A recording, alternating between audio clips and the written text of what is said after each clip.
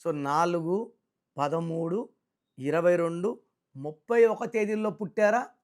రాహు ప్రభావం వల్ల తెలివి, నిజాయితీ, కష్టపడే గుణం ఎక్కువ.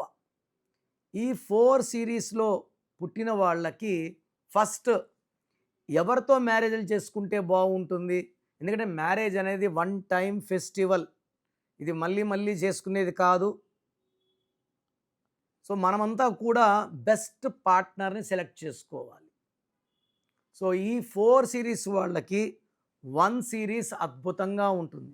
అంటే 1, 10, 19, 28 పుట్టిన వాళ్ళు, 2, 11, 20, 29 పుట్టిన వాళ్ళు,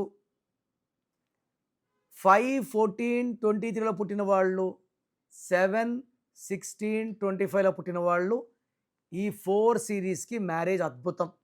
ఇక్కడ డేట్ ఆఫ్ బర్తే కాకుండా పేర్లు కూడా చూడాలి.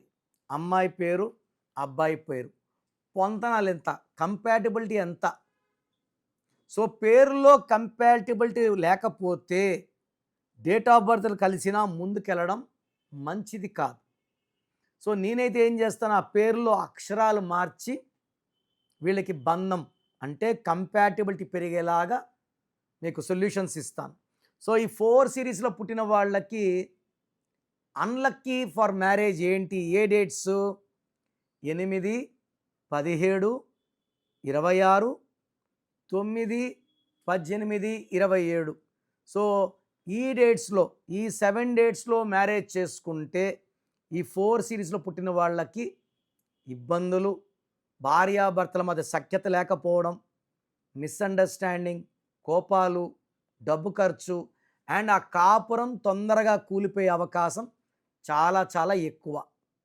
సో మ్యారేజెస్‌కి ముందే కంపాటిబిలిటీ చూసుకోండి.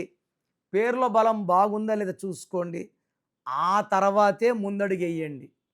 సో మీకు సమస్య ఏదైనా, సో హెల్త్ ప్రాబ్లమ్ ఉన్నా, వెల్త్ ప్రాబ్లమ్ ఉన్నా, రిలేషన్ ప్రాబ్లమ్ ఉన్నా, ఫైనాన్షియల్ ప్రాబ్లమ్ ఉన్నా, సో మీకు ఏ ప్రాబ్లం ఉన్నా సరే స్క్రీన్‌లో నంబర్స్ ఉన్నాయి.